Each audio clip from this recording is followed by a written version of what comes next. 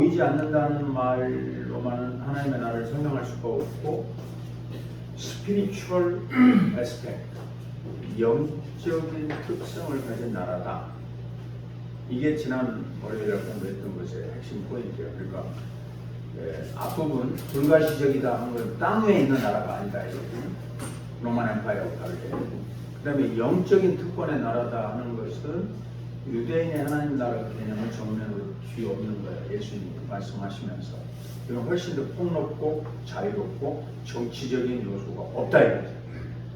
근데 여기서 꼭 빠지지 말아야 될 게 하나님의 절대 최고 통치권이에요. God's supreme sovereignty. 하나님의 절대 최고 통치권.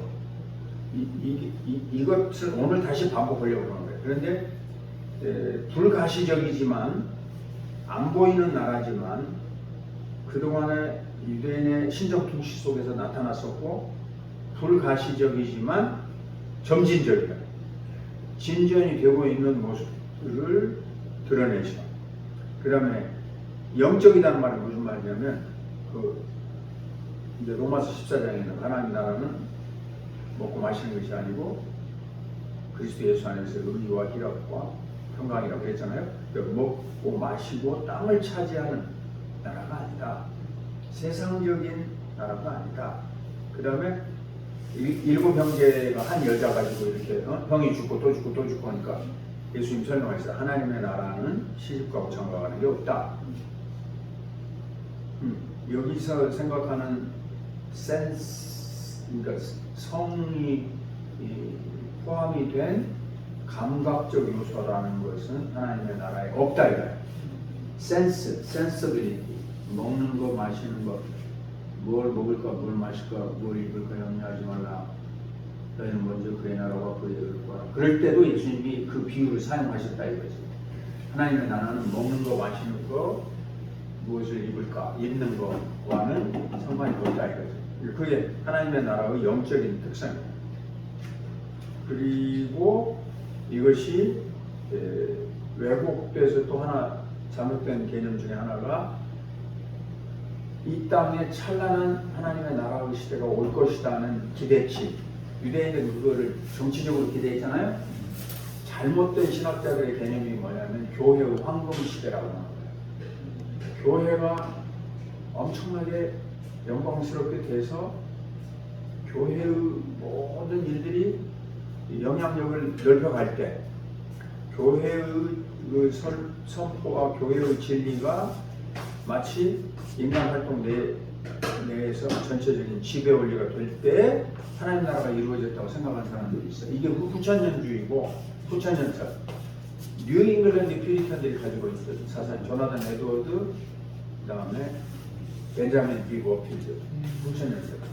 이분들이 그 하나님의 나라의 지상 재림을 교회의 황금 시대로 안치시켰어요. 굉장히 파워풀한 사상임에 틀림없어요. 그렇지만 새롭고 놀라운 삶의 차원으로 이해를 해야 되는데 이건 초월한 질서가 여기서 질서로 보면 안 돼요. 그 다음에 이제 지난 시간에 공부했던 게 하나가 이거 굉장히 중요한 건데, 자유주의 신학자 알브레흐트 리출, 그를 계승한 아돌프 하르나, 이런 사람들이 오류를 범한 거예요. 뭐냐면 윤리와 도덕으로 해석하는 거예요. 하나님의 나라. 기독교인들이 여기서 상호 사랑하고, 기독교인들이 여기서 서로 공동체로서 이 신앙생활 잘하고 서로 돕고 잘 살면 윤리적으로 하나님 나라가 여기 이루어졌다라고 가르친 거예요. 그게 리출의 사상이에요. 합리적 철학의 영향을 받은 리출의 사상이 하나님의 나라를 여기 윤리와 도덕으로 대치시켰어요. 이게 엄청난 영향을 미쳐요. 유럽 신학. 왜 틀렸느냐? 우리 예수님의 가르침을 보면 하나님의 나라의 개념 속에 그 의로움이 있는 것이 사실이고, 정의, 이제 정의를 부르짖는 거예요. 그 사람들은 정의가 강한 거지. 예출이나 이런 사람들은 땅 위의 나라로 이 의로운 요소가 분명히 그의 나라의 핵심 구성 요소이지만 그 밖에 다른 축복의 요소들도 훨씬 더 많이 있어요. 자, 예를 들면 생명, 죄의 용서, 하나님과 교제 등의 축복, 생명, 죄의 용서, 하나님과의 교제. 생명이라는 단어는 또는 다른 말로 한치하면 뭐냐면 구원이에요. 그 고린도전서 1장 30절을 그렇게 내가 설명을 했지. 굉장히 칼빈이 너무 자주 인용해서 내가 이걸 외우게 됐는데, 예수 그리스도는 하나님으로부터 너희에게 와서 지혜, 우리 성경이 이렇게 되어 있어요. 지혜, 의, 거룩함과 구원이 되셨나니. 우리 성경에는 네 가지가 병렬로 연결이 되어 있어요.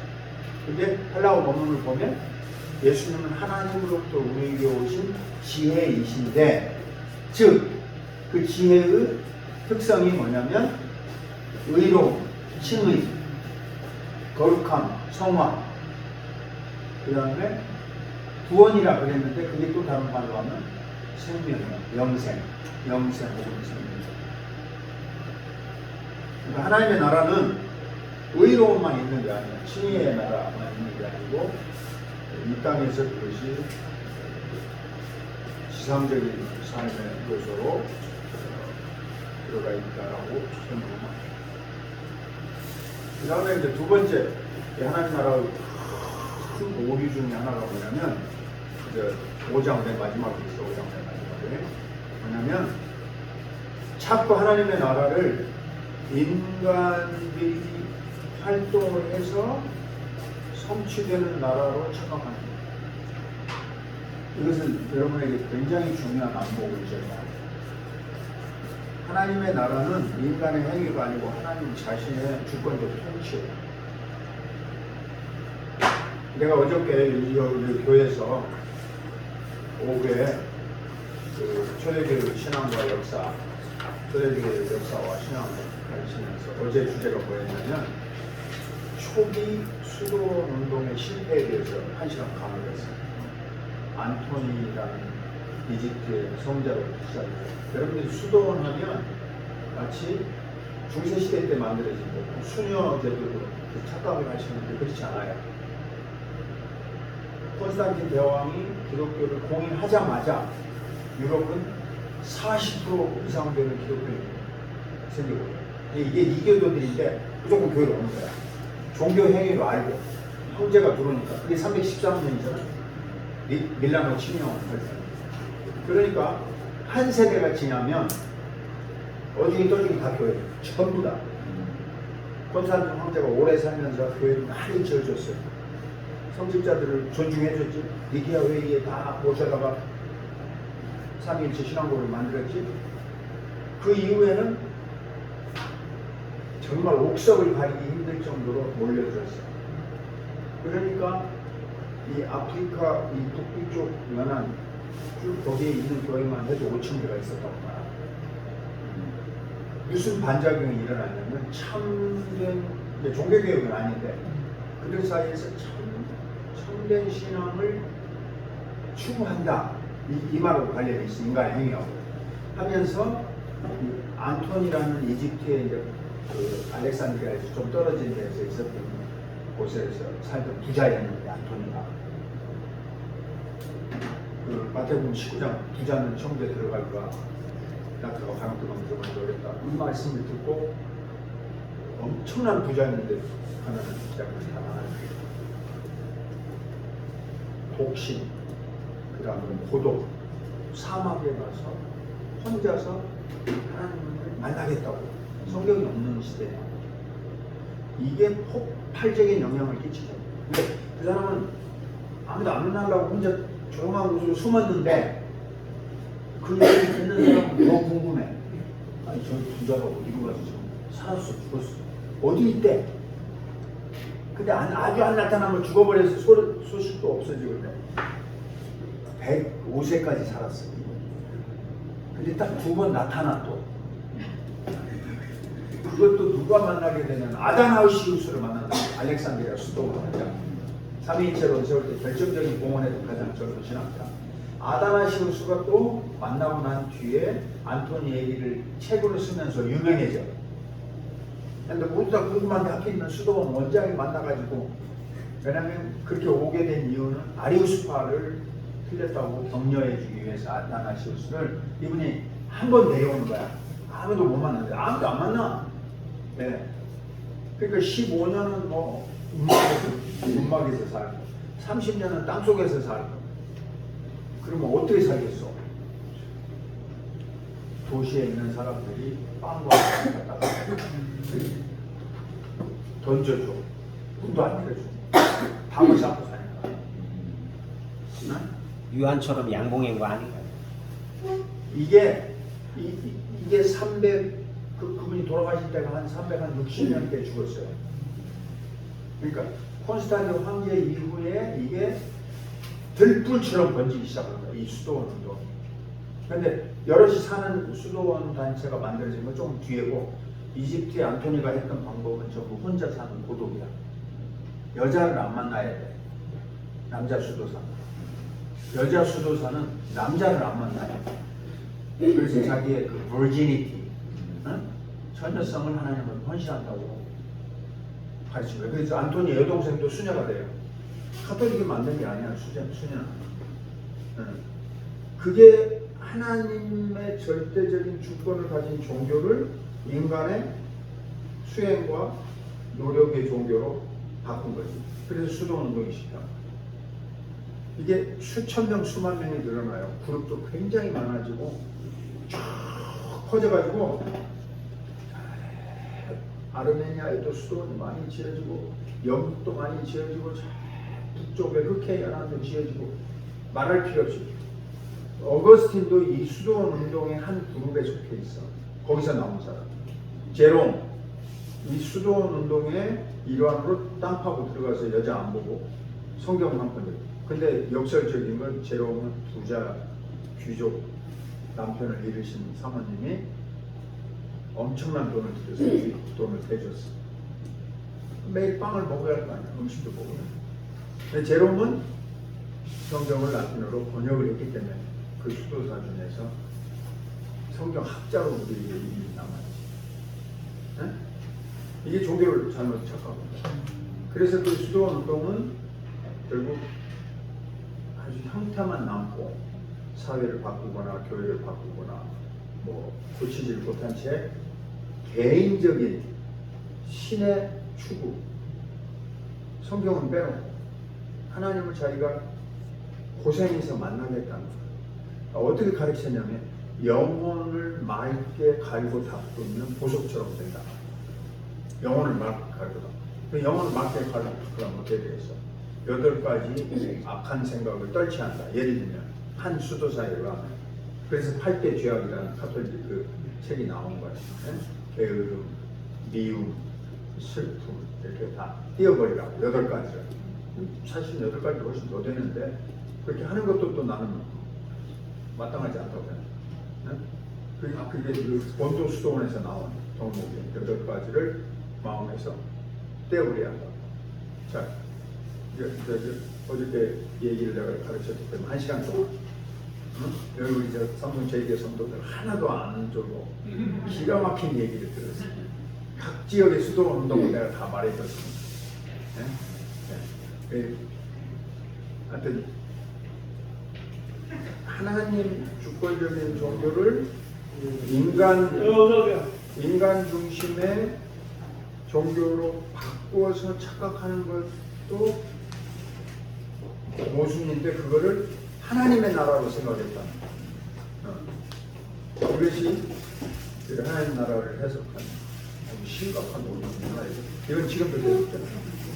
우리가 개혁신학에서 말씀 중심이고 하나님 주권 중심이고 하나님 God-centered theology라고 말하는데, 그리고 우리는 구원도 예수님을 바라보면 주님이 다 알아서 하는 종교지 인간이 무엇을 이룰 수 있다고 보는 게 없다 이렇게 설명을 하는데, 아무래도 종교적인 영향, 실질적인 영향에서 이런 수도사들의 행태를 유사하게 따라가려고 한다는 거예요. 모든 종교가.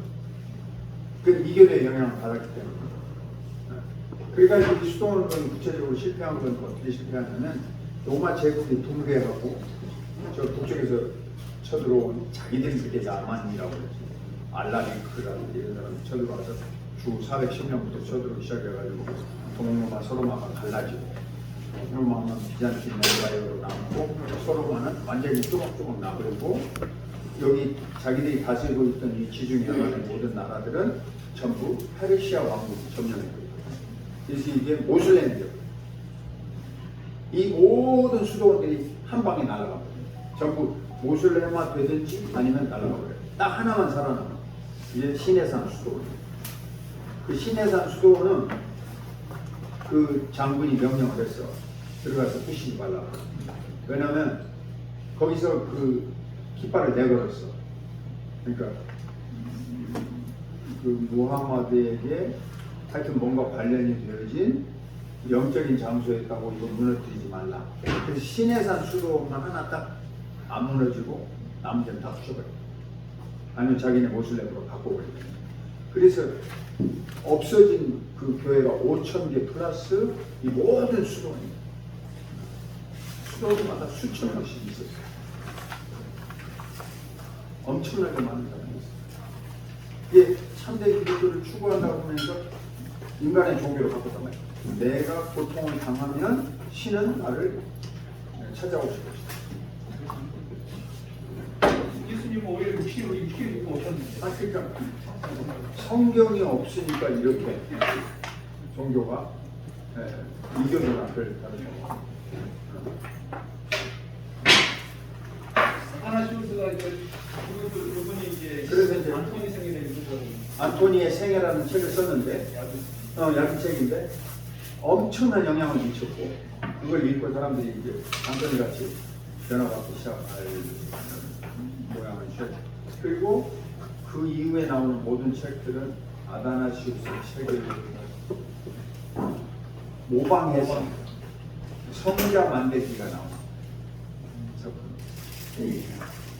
근데 안토니가 처음 사람이 아니에요. 최초의 수도원 운동을 한 사람이 아니고 이미 이제